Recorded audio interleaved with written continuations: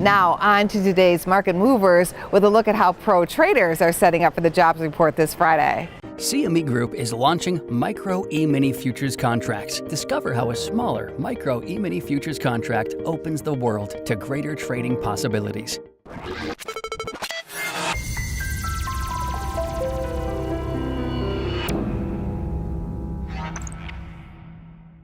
Welcome to Market Movers. I'm Jim Iuorio with Scott Martin. Hi, Jim. Scott, we're days away from the April employment number. How big a deal? Is it a big deal? It's a very big deal, Jim, especially given that we're in the middle of a Fed pivot where the Fed is watching this data, especially the wage data, very closely, and therefore that's affecting their policy. Okay, that brings up a question for you. On Monday of this week, we had the personal income number, the wage growth, which was much less than expected. To me, that's the best thing for the market. Can now we afford to get a relatively good jobs number and still not worry about the Fed because of that other number? I believe so. And we saw that a little bit last month too, Jim. We still saw wage gains, but they're slowing a bit. So to me, that personal income number is very big as we go into Friday and watching the wage number itself. I like that. Now, before we dive into our trade discussion, I'd like to point out these are examples, not recommendations or advice. Scott. Yeah, Jim. So I'm watching the ES today, obviously, and just seeing how it's bounced pretty nicely off some maybe kind of bad news from Google last night, maybe a little China trade rumors that maybe aren't going so well, and then decided maybe they are going well. It's just interesting to watch the ES kind of machinations from a day-to-day basis, and it feels pretty big. And I do have some longs on today, so I do want to say maybe, in some individual stocks that is, so I do want to say maybe there's a way to kind of hedge out some of that exposure as far as I'm concerned. So specifically, Jim, I'm looking at buying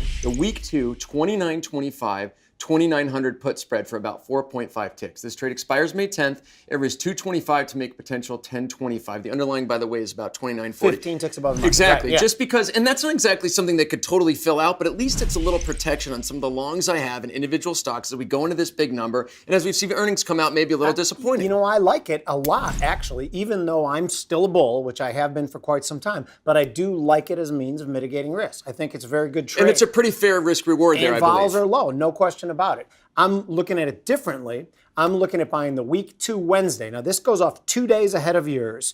Wednesday. So, you know, one of the reasons we don't like to do the ones that expire on the day of unemployment is because they tend to lose vol so quickly. And sometimes the real move. That's right. It's over the weekend or it's Monday or Tuesday. So this exactly. is something I've been doing a lot lately. This is a call fly. It's the Wednesday, the 2950, 2980.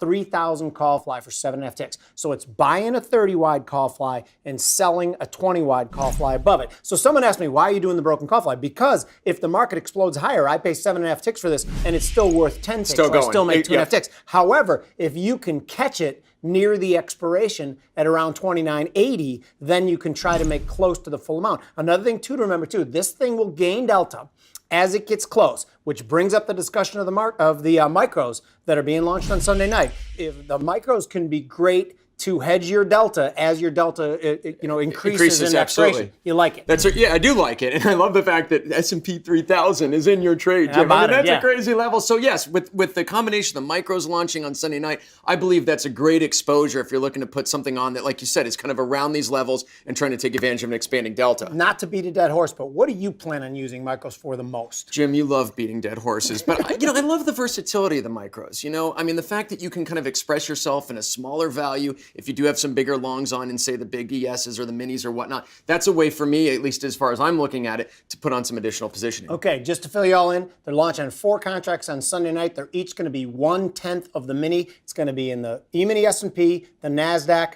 the Russell, and the Dow. That's Sunday night. Thanks for joining us on Market Movers. I'm Jim Iuorio, where we are helping to make you a better trader.